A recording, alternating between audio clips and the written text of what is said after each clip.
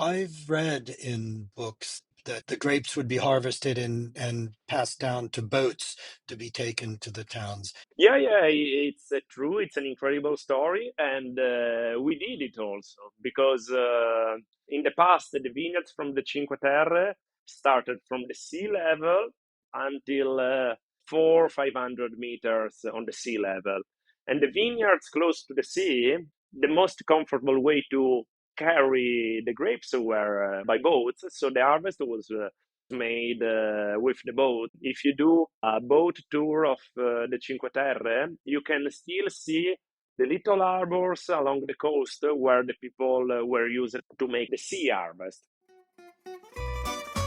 Fascinating people with stories to share, fabulous wines and the best local foods to accompany them, and beautiful places to discover and visit. All of this and more on Wine, Food and Travel with me, Marc Millon, on the Italian Wine Podcast. Join me for a new episode every Tuesday.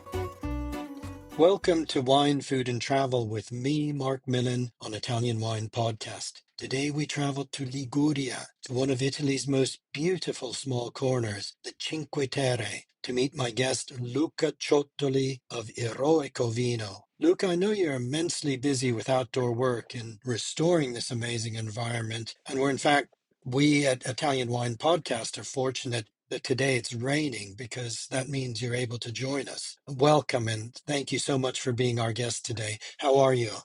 Thanks a lot, Mark. It's a pleasure being here, and I'm fine. It's a really busy period, but usually for a winemaker, winter is a little bit calmer, quieter period. But this winter for me was pretty busy because we are restoring more than 1 hectare of old terraces in Vernazza. And Vernazza and Cinque Terre are really steep places, really steep mountains. And the vineyards are on the terraces. So when I bring the visitors in my vineyard, I joke with them and I told them that Machu Picchu is nothing if you think to the Cinque Terre because we have dry stone walls everywhere in Cinque Terre. Well, Luca, just in case some of our listeners aren't familiar with Cinque Terre, can you tell us where Cinque Terre is located for those who've never been here and just describe these beautiful 5 villages in this incredible environment? As you say, the villages located on incredibly steep hills and surrounded by these dry stone terraces, walled terraces that have been made over many centuries. Yeah, Cinque Terre are a really unique place. We are an UNESCO heritage due to our amazing landscape. We are in the northwest part of Italy along the coast. It's a really, really thin coast, and there are these steep mountains. And immediately after, there is Mediterranean Sea. We are close to Genoa. Genoa in the past, and also now actually, was the main port of Italy. And so Genoa traded a lot of, in the past, when it was in the medieval time, when it was an independent state, traded a lot of goods from Liguria, our region. One of the main goods was the wine, and the request for the Cinque Terre wine was really, really high because our landscape, our environment is unique because we are really close to the sea and we are on really steep mountains. So this means a lot of wines and not a lot of humidity because when it rains, the rain goes down, so the vineyards are pretty dry, and this creates unique wines.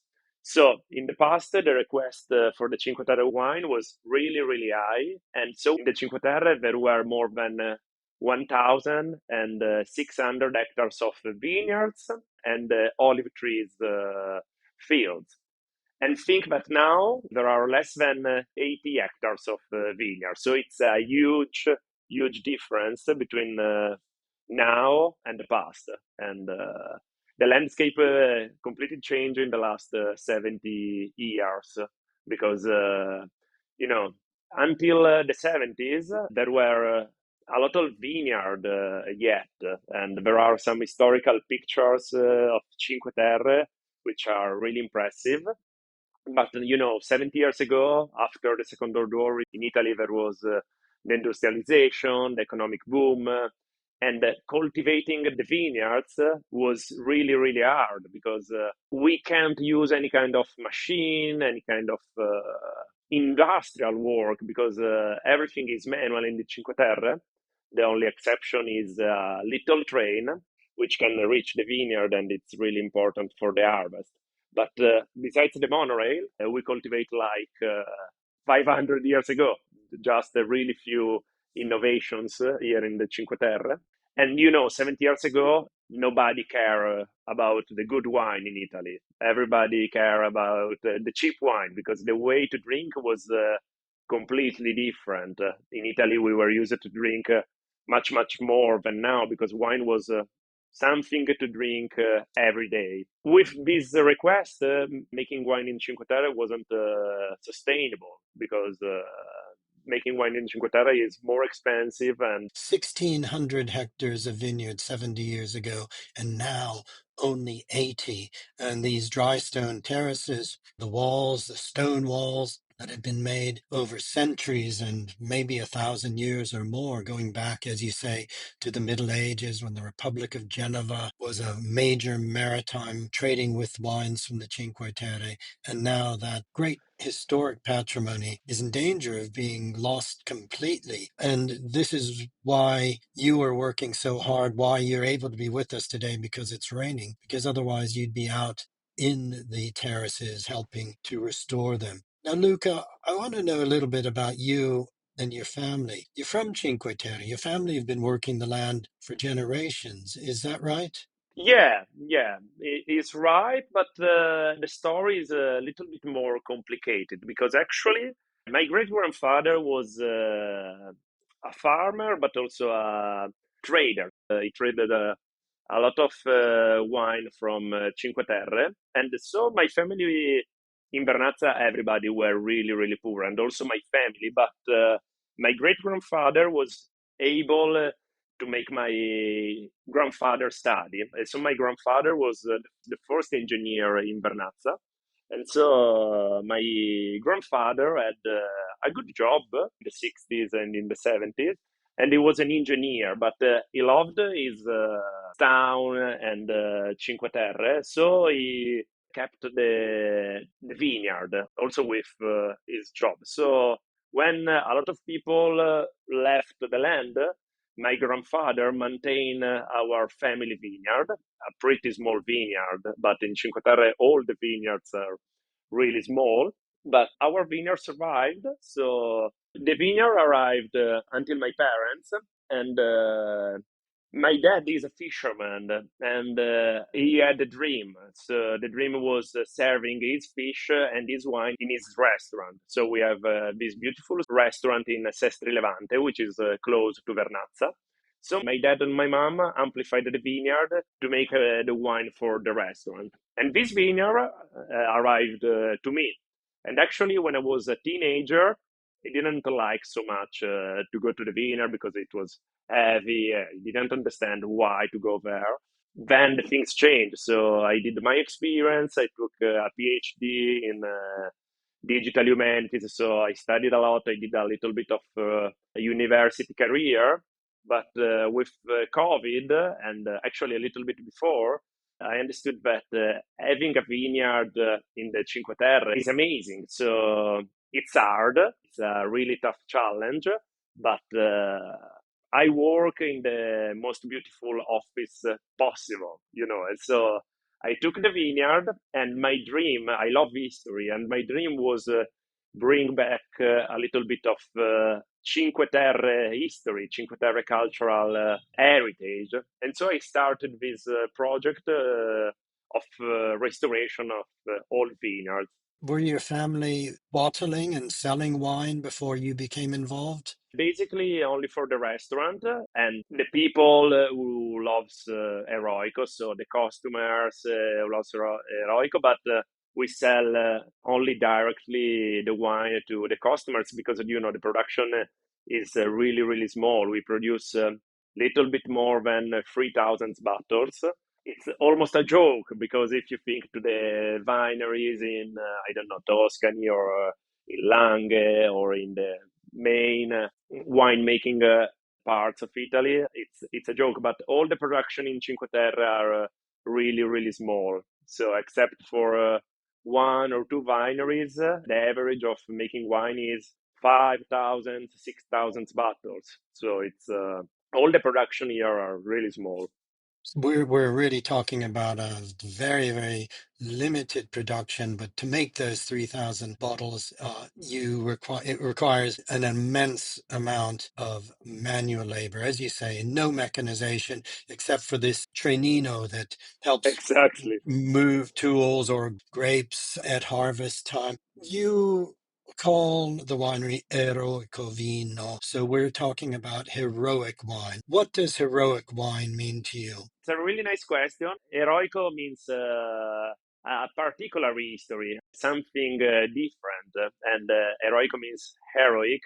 And of course, we don't feel heroes. I mean, we don't feel like Superman. But what we do, it's a brave story. I mean, we don't make wine just for money because it's really expensive here, and making wine just for the money, it will be no sense in the Cinque Terre. So it's something besides the economic aspect. And heroic means, for me, bring back the past and preserve a unique cultural landscape.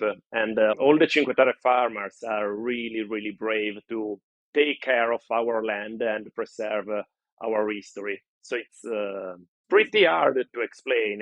You can understand only if you visit Cinque Terre and seeing our landscape and our unique vineyards, because it's a really, really special place. I think it's important for listeners to understand that this is truly heroic. You are heroes because the number of man hours required or human hours required to tend a vineyard in Cinque Terre compared to a vineyard in easier terrain that can be mechanized, the difference is extreme. I don't know how many hours per hectare you would be putting in over the course of a year, but it would be many, many times more than wine growers elsewhere. And I guess for this reason, Luca, the vineyards were abandoned. As you say, the wines couldn't be sold at high price, and people were finding in the economic boom of moving to factories, moving out of these areas, and these historic vineyards had just were falling into decay. So your restoration of them is truly heroic because you're not just restoring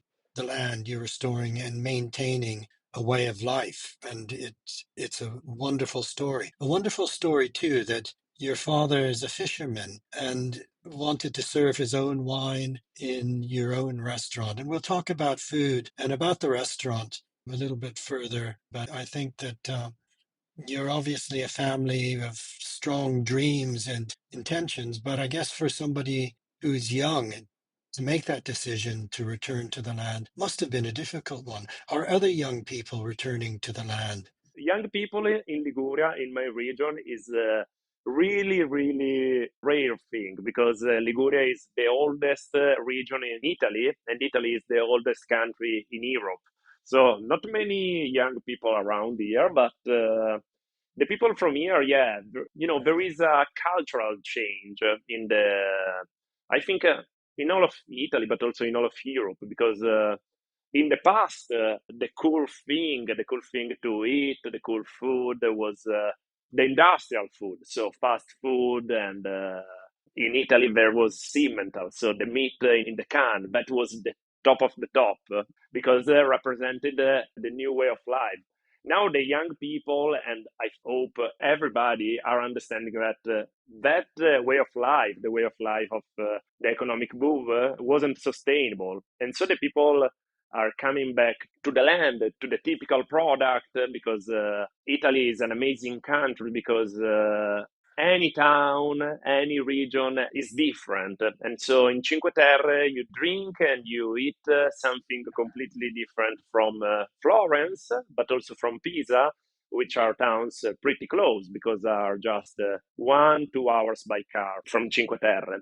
And so, yeah, the people are, and also the young people are coming back to the land. In Cinque Terre, we are 26, 28 producers, and several of us are pretty young, so are less than 35 years. So, yeah, it's nice. We are a good community, I think, and it's really nice facing the same challenges together.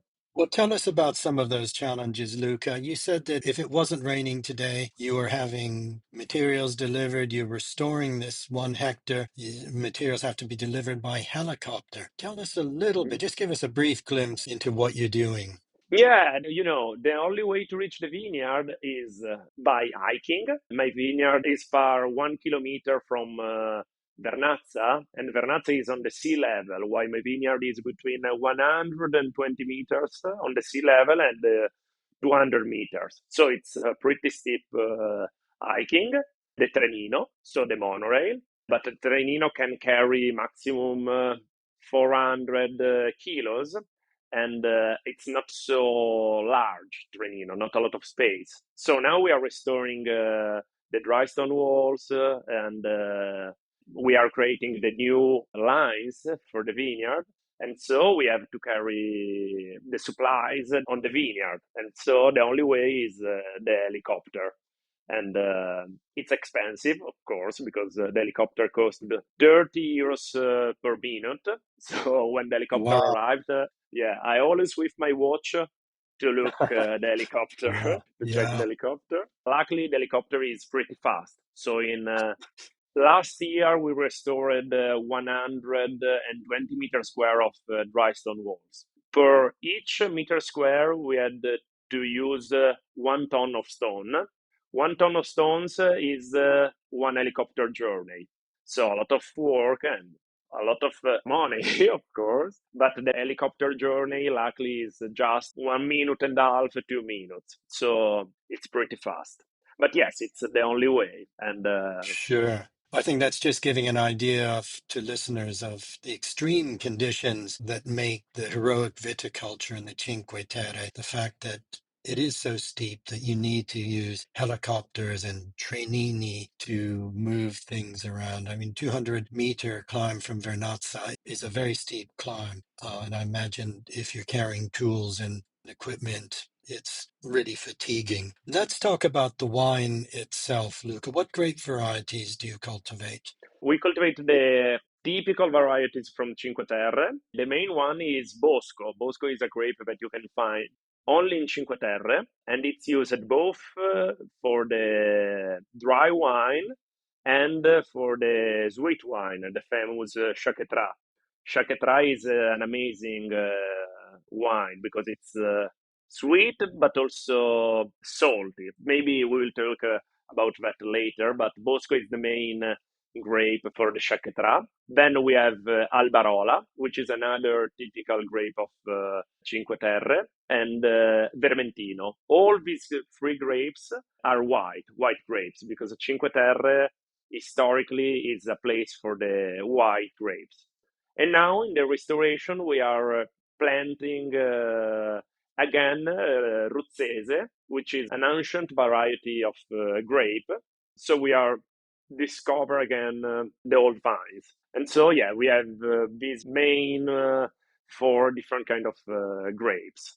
Okay, and in fact, Vermentino is probably the only one that our listeners may have heard of, which goes beyond outside of Liguria, whereas Bosco, Alberola, and Rossesse, I think, are very typical, just only found in Liguria. Is that Yeah, right? yeah, yeah, yeah, exactly. You can find Albarola in all of Liguria, while Bosco you can find only in Cinque Terre. So it's a really tiny, tiny place because Cinque Terre it's something like 30 kilometers long. So it's a really, really small place, but it's really typical, and it's the best to make Chaquetra, which is the symbol of Cinque Terre winemaking culture. Okay, well, let's talk about the culture of wine and culture of wine and food in Cinque Terre. Your father's dream was, as a fisherman, was to serve the fish he caught with the wines he made in your own restaurant, and that's actually a reality. Is that right? Yeah. It's reality. And What is the name of the restaurant? Itti Turismo Bistro Mare. Itti Turismo is Okay. like agriturismo, but of the sea. So agriturismo is the house of the farmer. Itti Turismo is the house of the fisherman. So in our restaurant, Okay. you can find our wine and our fish. Wonderful. Tell us a little bit about the foods, the typical dishes that one would eat in your restaurant, and describe your wine, because this white Cinque Terre is, I imagine, this is the perfect wine to enjoy with the seafood of Cinque Yeah. Terre. Yeah. Seafood and Liguria and Cinque Terre have a really fresh cuisine, a cuisine that I love because it's really light, but also with a lot of flavors. So, of course, one of the most famous plate in the world is pasta al pesto, and pesto is typical from our area. But about the food, the king, actually the queen of our cuisine is anchovies. And I know that for the not Italian people, for the foreign people, anchovies can be strange because you are used to eat just the salty anchovies.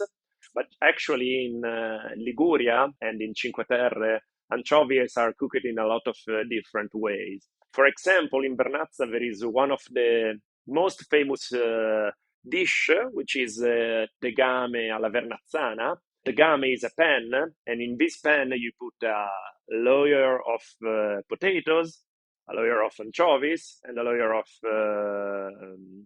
tomatoes with olives, capers, and oregano. And this create a sort of lasagna, seafood lasagna with potatoes, tomatoes, and anchovies. And it's a great dish, really fresh, perfect during the summer. And the connection with the wine is perfect because the Cinque Terre wine is really salty, is really fresh, and also fruity. So it's a perfect combination for a summer night, summer dinner, and yeah, I think it's one of the best.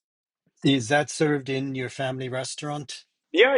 There is in my family restaurant, and then in my family restaurant, the cuisine is really, really simple because the fish is really fresh. And so we want to serve the good fish, So if the fish is good, you don't need a lot of cooks. You just need a great olive oil from our reels and great fish and great wine. Cooked alla griglia? Alla griglia, yeah, but also in the oven. And there is a really traditional thing. A way to cook was all'acqua pazza, which means a crazy water. Now we don't do anymore because it's forbidden. But at home we are going on to cook because the way to cook this fish was in the oven. And when my father cooked the fish, he took also a little bit of seawater from the same place, and he used this water to cook the fish in the oven. So this was the crazy water, all'acqua pazza, and it was a really Okay. nice way to make the fish. I've heard of that, but it makes sense the fishermen would cook it in seawater. Just a question about boats and wine. I've read in books, maybe it was in the past, that sometimes the vineyards are so steep that the grapes would be harvested and passed down to boats to be taken to the towns. Was that ever done, and would your father have remembered that time? Yeah, it's true. It's an incredible story, and we did it also because in the past the vineyards from the Cinque Terre started from the sea level until 500 meters on the sea level, and the vineyards close to the sea, maybe far from the towns, the most comfortable way to carry the grapes were by boats. So the harvest was made with the boats, with the fishing boats, and there was also this story is something incredible of the Cinque Terre. If you do a boat tour of the Cinque Terre, you can still see the little harbors along the coast where the people were used to make the sea harvest. And so it's something unique. And 1 year, because our winery is not in Vernazza, but is in Sestri Levante, a town along the coast. So 1 year during the Ciachetra harvest, so the sweet wine harvest, my dad arrived from the sea by his boat, and we carry the grapes from the boat, and it was really really cool. And I had still some video on my Instagram account. It was a really nice way to harvest. Oh, that's a beautiful story. That's a good time now to talk about this unique wine, Ciachetra. Tell us about Ciachetra. Cinqueterre, yeah, is unique because, as I told you, making wine in the Cinque Terre is really hard, but making Cinqueterre is even more harder because when you harvest, you can decide if you make 3, 4 bottles of wine or making 1 bottle of Cinqueterre because Cinqueterre is a sweet wine. So we harvest 2 weeks before the dried wine harvest, and we make dry the grapes until November. And so the grapes lost the water, and it remains in the grapes the flavors and the salty. Are they laid out on racks, Luca? Yeah, exactly. On racks, or we also use it the chains, and we attack the grapes to the chains. So in both ways. It's an amazing wine because it's sweet, but also salty and fresh. So, and with a really great body, because sometimes when you drink sweet wines, these sweet wines can be bore a little bit after 1, 2 glasses.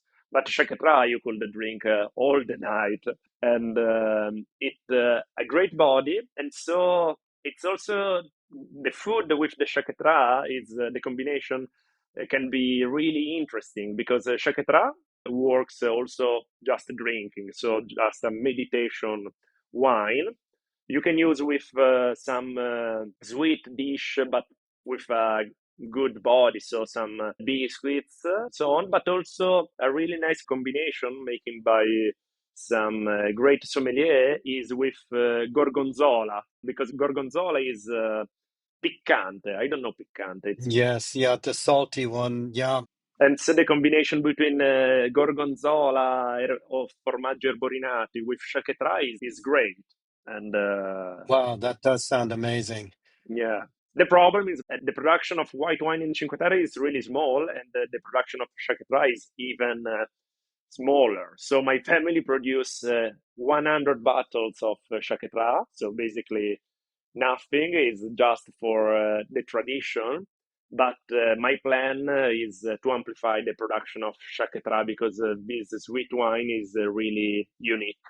Yes, absolutely. It's a real extraordinary rarity. And if anyone has the opportunity to taste it, probably only if visiting Cinque Terre, then do. Exactly, I exactly. hope our listeners do. Now, speaking of visitors, Cinque Terre attracts 2.5, 3, maybe more million people every year. It's hugely popular. But you're involved with a project that is offering tourism of a different kind, a chance to really experience the life that you've been describing. Can you tell us about Be Eroico and what this is? Yeah, sure. The project with Eroico, I like to say that the tourism is really important for the restoration of the landscape.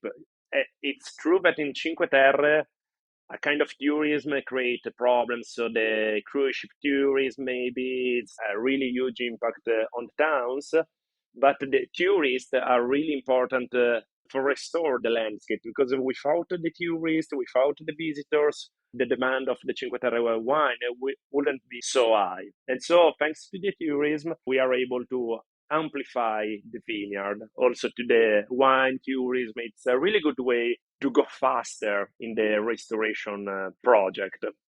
And Eroico is a project made with a really dear friend of mine, Carol, and The goal of the project is using the revenues from the touristic apartments to the restoration of the dry stone walls. For now, we just launched this project 1 month ago, but the project is to amplify also to other wineries and other touristic apartments and so on. Because in my experience, I saw that a lot of tourists, a lot of visitors, when understand what are the Cinque Terre, what is the Cinque Terre history, they really want to contribute to the Cinque Terre history and preservation. And so the idea of Eroico is using part of the revenues from touristic apartment to restore the dry stone walls and share this project with all of the visitors and all of the tourists who will come in our apartments. And yeah, we are really excited because this year we will try for the first time our apartments. We will use my family house, Carol's rooms, and so we will see. We will see how it will go. Mark, I will wait in our apartments. Yeah. Well, I very much would like to do that, Luca. I was looking into, I just want our listeners to know you could fly to somewhere like Pisa, take the train to, is it La Spezia, and then the train to Vernazza, and be in this magical world, and not in a hotel, but really feeling that you're living and being part of a unique environment and a unique place that's like nowhere else on earth, and at the same time helping in the regeneration. If some of the guests wanted to actually help and work with you, can they do that? Is that part of the idea? It will be the next step, and we would like to create a volunteerism camp, especially during the winter season or the autumn season, because maybe in England or in North Europe, winter is not so good, but here the winter is amazing. If you are lucky, you have great days, great weather. And so making this volunteerism camp, yeah, it will be amazing. And so, yeah, we are really busy, but so we weren't ready yet to do the volunteering this year, but the project is for the next winter because I have already done some volunteerism project, and it was really nice for me seeing the people living in the cities, in the big cities of Italy, working in the Cinque Terre fields, because the farmers working is amazing, especially in our place, because it's, as I told you, it's the best office in the world, and taking care of this office, this place is it's really nice, and we love to share this opportunity with other people from all of the world. Well, it's a wonderful opportunity. I think it's wonderful what you're doing. It is heroic in every sense. The amount of effort to restore small bits of this huge patrimony of dry stone walls and restore a landscape. But it's more than just wine. It's really about maintaining a way of life and an environment. And I think that for our listeners to have the chance to visit Cinque Terre and experience the way people really live through staying in one of the apartments, through finding your parents' restaurant and trying the real foods, the fish caught fresh from the fishing boats, and paired with this wonderful wine, this wine that's dry, but as you say, has a sapidity and a salinity to it that goes perfectly in harmony with the food, is to me one of the best ways to experience wine, food, and place. Luca, I really admire what you're doing. I very much want to visit you, and we'll try to find a way. But I want to thank you for taking the time out from your busy day. Thankfully, it was raining today, so you could join us and share this story because it's an important one. And I hope to meet you soon. Grazie. Grazie mille, Mark. It was really a pleasure talking with you, and I'm really glad that you appreciate Cinque Terre winemaking culture. Really, we look for you. We will wait for you here in the Cinque Terre to drink and eat great wine and food. Wonderful. I can't wait. Non vedo l'ora. Grazie, Luca, e buon lavoro. Grazie, Mark. Grazie mille. We hope today's episode of Wine, Food and Travel with me, Marc Millon, on the Italian Wine Podcast has transported you to somewhere special. Please remember to like, share, and subscribe wherever you get your pods. Likewise, you can visit us at ItalianWinePodcast.com. Until next time, chin chin.